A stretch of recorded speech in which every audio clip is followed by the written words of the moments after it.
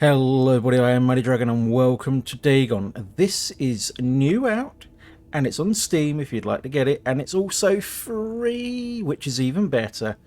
And for those who don't know, Dagon is actually a creation by the amazing author H.P Lovecraft, who also created Cthulhu, as many other amazing stories and creatures. So let's kick this off. Dagon is a faithful, interactive adaptation of H.P. Lovecraft's work, focused on story and atmosphere. I'm going to love this. You will not find difficult choices, action sequences, or inventory management here, and movement is limited to progressing through locations along with the plot. This is going to be awesome. I am writing this under an appreciable mental strain, since by tonight I shall be no more. Okay, pretty much we just got to go around, interact there, go around and look for bits and pieces. Look for signs. Penniless, and at the end of my supply of the drug which alone makes life endurable, I can bear the torture no longer, and shall cast myself from this garret window into the squalid street below. So, would that be opium?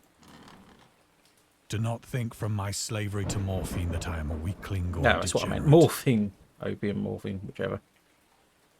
When you have read these hastily scrawled pages, you may guess, though never fully realize, why it is that I must have forgetfulness or death.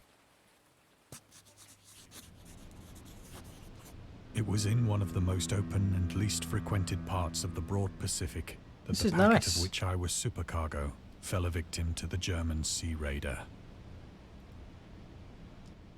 The Great War was then at its very beginning, and the ocean forces of the Hun had not completely sunk to their later degradation, so that our vessel was made a legitimate prize, whilst we of her crew were treated with all the fairness and consideration due us as naval prisoners.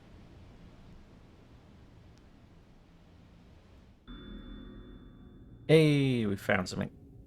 So I'll be reading these, but I'll skip ahead. So if you want to read any of these, just pause them.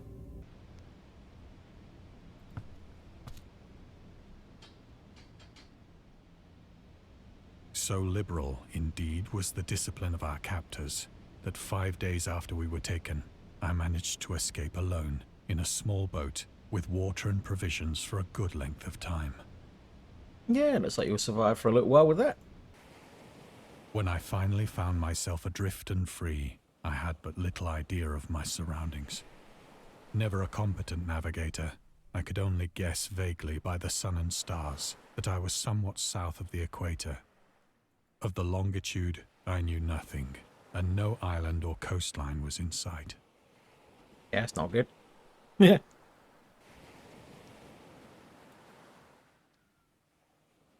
The weather kept fair, and for uncounted days I drifted aimlessly beneath the scorching sun, waiting either for some passing ship or to be cast on the shores of some habitable land. This is absolutely gorgeous. I really am enjoying this. But neither ship nor land appeared, and I began to despair in my solitude upon the heaving vastness of unbroken blue. The change happened whilst I slept. Its details I shall never know, for my slumber, though troubled and dream-infested, was continuous. Ooh. Holy hell. When at last I awoke, it was to discover myself half sucked into a slimy expanse of hellish black mire, which extended about me in monotonous undulations as far as I could see. Wow. And in which my boat lay grounded some distance away.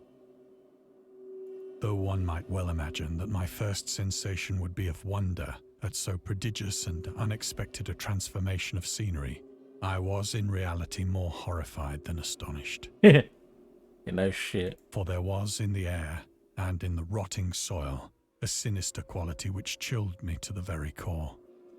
The region was putrid with the carcasses of decaying fish, and of other, less describable things which I saw protruding from the nasty mud of the unending plain. Perhaps I should not hope to convey in mere words the unutterable hideousness that can dwell in absolute silence and barren immensity. There was nothing within hearing and nothing in sight save a vast reach of black slime. Yet the very completeness of the stillness and the homogeneity of the landscape oppressed me with a nauseating fear. The sun was blazing down from a sky which seemed to me almost black in its cloudless cruelty, as though reflecting the inky marsh beneath my feet.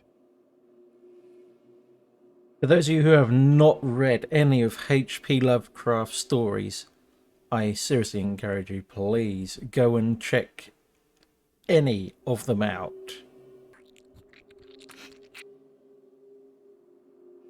As I crawled into the stranded boat, I realized that only one theory could explain my position. Through some unprecedented volcanic upheaval, a portion of the ocean floor must have been thrown to the surface, exposing regions for which innumerable millions of years had lain hidden under unfathomable watery depths. So great was the extent of the new land which had risen beneath me that I could not detect the faintest noise of the surging ocean, straining my ears as I might. For several hours I sat thinking or brooding in the boat, which lay upon its side and afforded a slight shade as the sun moved across the heavens. The hell? As the day progressed, the ground lost some of its stickiness and seemed likely to dry sufficiently for traveling purposes in a short time. That night I slept but little, and the next day I made for myself a pack containing food and water, preparatory to an overland journey in search of the vanished sea and possible rescue.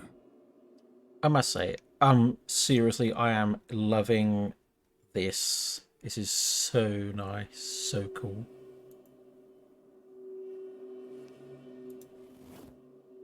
On the third morning, I found the soil dry enough to walk upon with ease. The odor of the fish was maddening, but I was too much concerned with graver things to mind so slight an evil, and set out boldly for an unknown goal.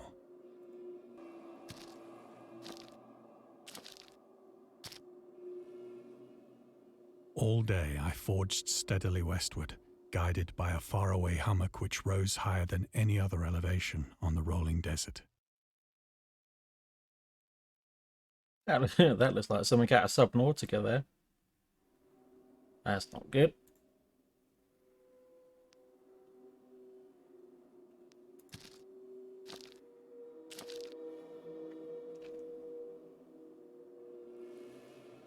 Oh, hello. Hello, Monsieur Whale.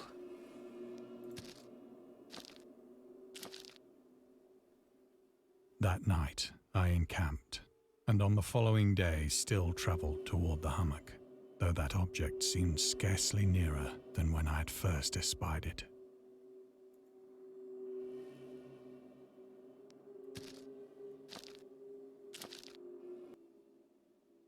By the fourth evening, I attained the base of the mound, which turned out to be much higher than it had appeared from a distance.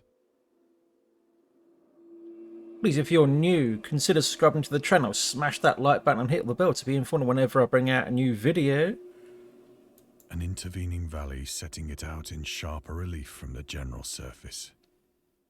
Too weary to ascend, I slept in the shadow of the hill. I know not why my dreams were so wild that night, but ere the waning and fantastically gibbous moon had risen far above the eastern plain, I was awake in a cold perspiration, determined to sleep no more. I want to know your thoughts about this game in the comments below. Please let me know what you think of it. Have you read anything by H.P Lovecraft? Such visions as I had experienced were too much for me to endure again. Are you a fan of horror? Or rather, should we say, sort of like sci-fi, horror-esque things? And in the glow of the moon I saw how unwise I had been to travel by day. Without the glare of the parching sun, my journey would have cost me less energy.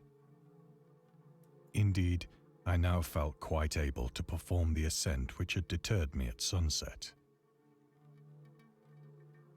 Picking up my pack, I started for the crest of the eminence. Really? Good. I have said that the unbroken monotony of the rolling plain was a source of vague horror to me. But I think my horror was greater when I gained the summit of the mound and looked down the other side into an immeasurable pit or canyon, whose black recesses the moon had not yet soared high enough to illumine. I felt myself on the edge of the world, peering over the rim into a fathomless chaos of eternal night. Through my terror ran curious reminiscences of Paradise Lost, and of Satan's hideous climb through the unfashioned realms of darkness. As the moon climbed higher in the sky, I began to see that the slopes of the valley were not quite so perpendicular as I had imagined. Ledges and outcroppings of rock afforded fairly easy footholds for a descent, whilst after a drop of only a few hundred feet, the declivity became very gradual.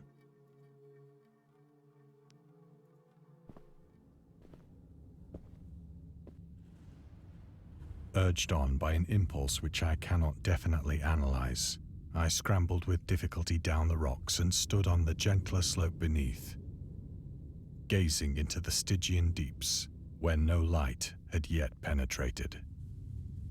All at once, my attention was captured by a vast and singular object on the opposite slope, which rose steeply about 100 yards ahead of me, an object that gleamed whitely in the newly bestowed rays of the ascending moon. I am going to leave it here for now and leave you all wondering what will happen next. Thank you all for joining me today on our journey into Dagon.